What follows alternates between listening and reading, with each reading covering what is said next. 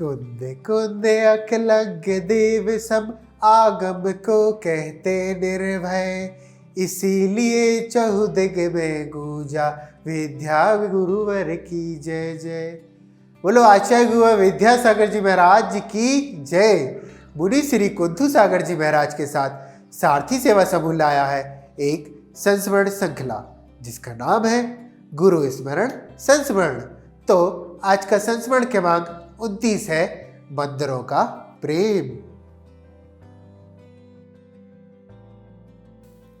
सम्यक दर्शन के 8 अंगों में वात्सल्य अंग जैसे शरीर में हृदय माना जाता है, वैसे ही सारे अंगों में सम्यक दर्शन का हृदय वात्सल्य अंग माना जाता है। आज साधारण बंधुओं के प्रति प्रेम वात्सल्य समाप्त सा होता चला जा रहा है। वात्सल्य अंग का अर्थ होता है अपने साधारण बंधुओं के प्रति जैसे गाय बछड़े से निस्वार्थ निष्कपट प्रेम करती है, वैसा प्रेम करना। वात्सल्य से रहित जीव सुगंध रहित पुष्प के समान हो जाता है।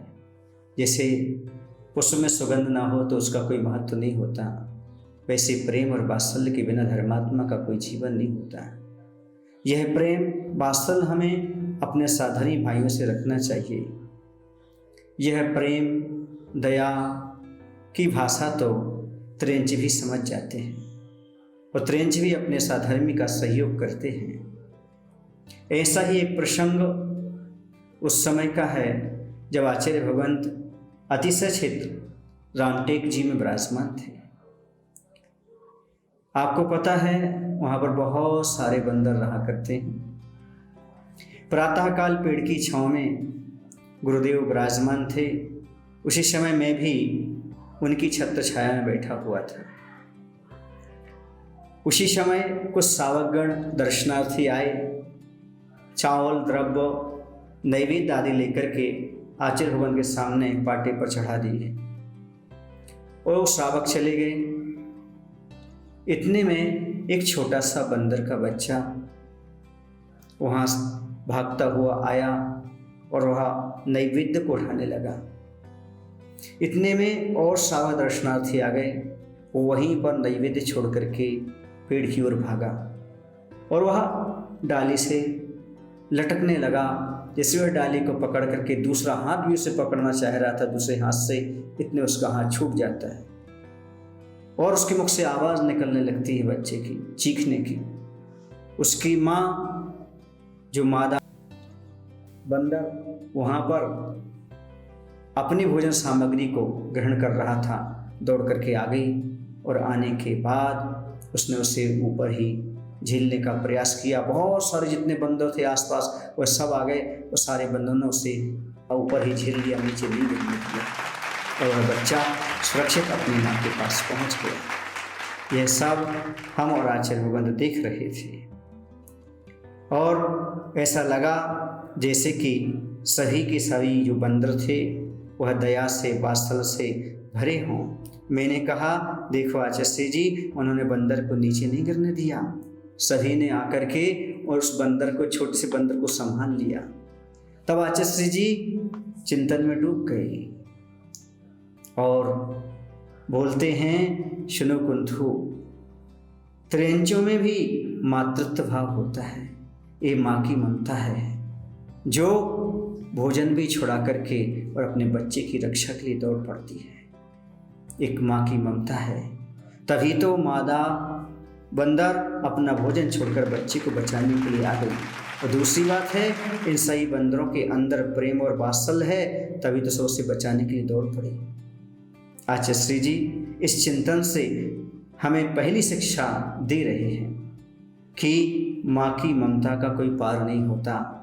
माँ तो माँ होती है, वह अपने बच्चे के लिए सब कुछ त्याग करने के लिए तैयार हो जाती है। अर्थात मातृत्व का भाव मात्र मनुष्यों में ही नहीं, त्रेंचों में भी देखने को मिलता है।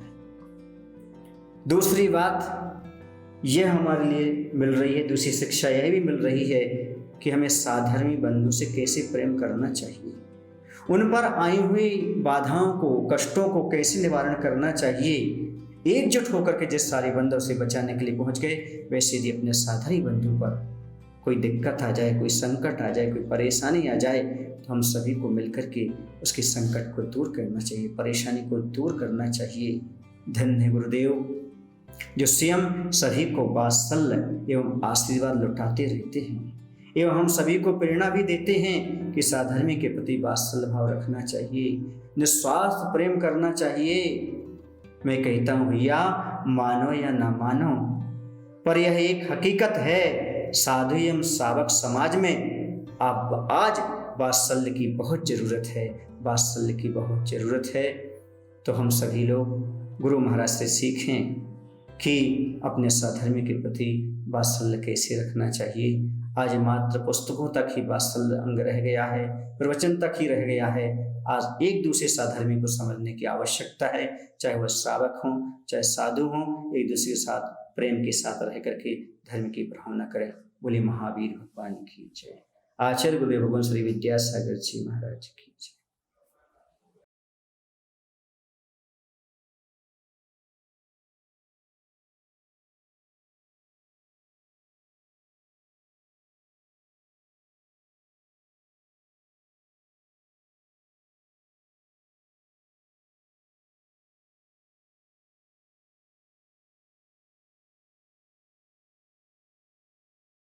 पावर बॉडी केयर अश्वगंधा के गुणों से भरपूर, दे अपने परिवार को वो सुरक्षा जो उनका हक है।